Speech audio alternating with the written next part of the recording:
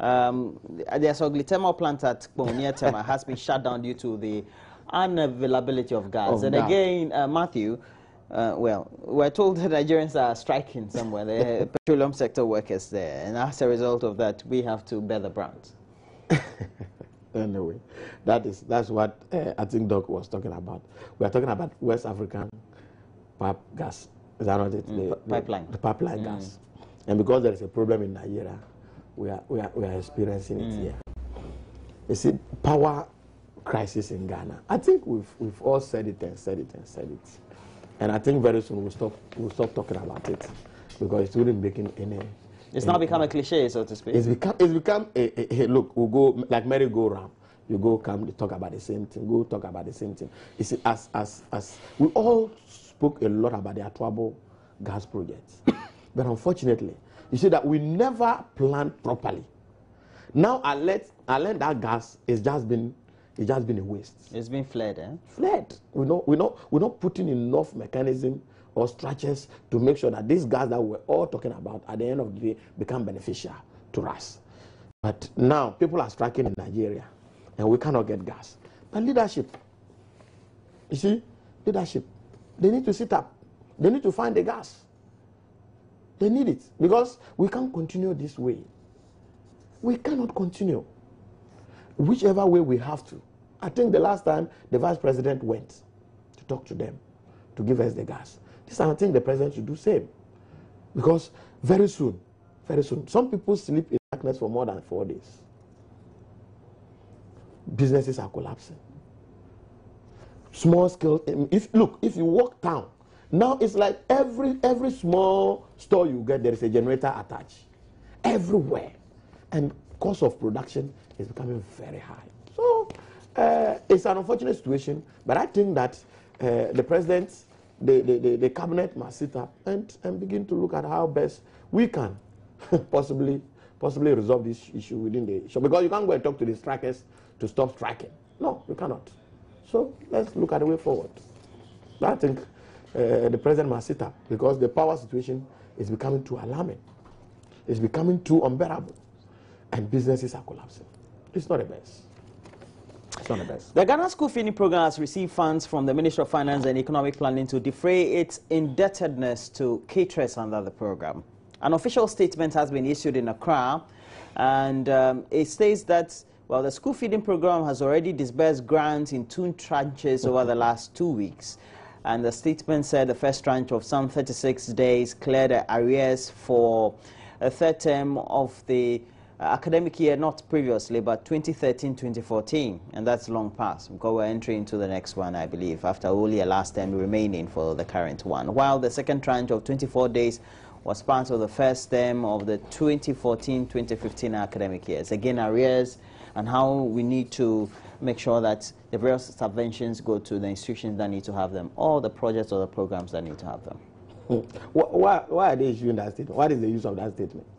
Well, they've issued a statement because disbursements have been made. You owe somebody and you've paid, so you want to tell the whole world that you've paid somebody. You owe the person you've not paid for so many years. So you are issuing a statement that I have paid the person that I owe, I have paid the person. So what is the use of that? That can't be bad, is it? It is. I don't know. To you, it is needless. There's no need because look, we. It's not about even releases. Talk to those people. As for releases, it is on paper that we've released so and so amount of money to these people. Go there and check if those monies are there. Go to the NHIA and find out what the releases they've been talking about. You see, releases are just nothing. It's just a paperwork. But as to whether the money is hit the people's account is another thing. So look, today is a holiday, okay, and we are all holiday. Today we don't want to do this kind of politicking and all those things. But I think it is a shame for them. The government should stop those kind of things. You are owing. Look, statutory funds you are not paying. And if you decide to pay the people, then you issue a statement that I have paid my debtors. It doesn't make sense. If you paid, go ahead and pay because it is up to you to pay. You owe the people and you must pay. So you don't have to come and make news out of it that I've released so and so amount of money. There are a lot of communities in the Pandai constituency, your constituency, yes, and a number of the constituency that are beneficiaries of the school feeding They've program. all collapsed. No one is cooking again. In Pandai, no school feeding thing is going on. The whole constituency, nothing is going on. No one is owing. They are even see, that is the unfortunate situation in this country. Eventually, they will get the money. You go and pay them for no work done. Because the people are folded up. You don't give them their money. And they cannot afford. They've credited, and now the people are not ready to give them any So there's no credit. sustainability. So the people are folded up and they are sitting down. Meanwhile, you are going to pay them eventually. You are just wasting everybody's time. So after Pandai, I've not seen anywhere they are cooking. My village, they've stopped. Everywhere they've stopped. How, in your interaction with the educationists in the region, how has that impacted the whole objectives of having the school feeding program in place? Because I know it was once a very vibrant, so to speak. If you look at the rationale behind this school feeding thing, is to aid a group of people.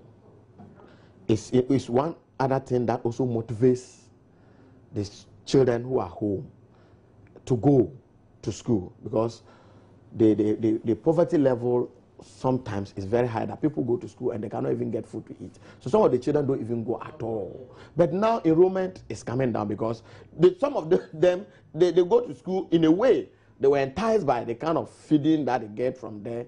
And now they're not getting it. So they've decided not to go to school again.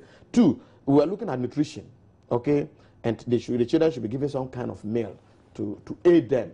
Malnutrition was becoming too alarm. So when they were giving this kind of meals, it was aiding them in a way. But all these things, eventually, it's not working. So enrollment will definitely come down. It is a fact that enrollment will come down.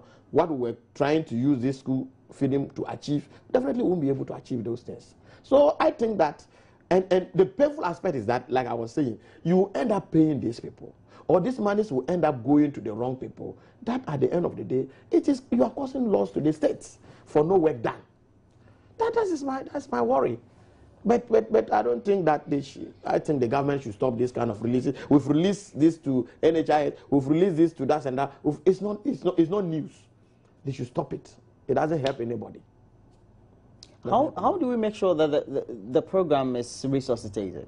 The school feeding program. Yeah, we make it as vibrant as it was. Yes, we need to be. You see, you take tax, okay, and if you take our constitution, they are statutory funds that are supposed to be released. But unfortunately, the government take the tax, they don't release them, especially with the NHIA thing. People are now moving into cash and carry. Meanwhile, your water that you buy, they tax it.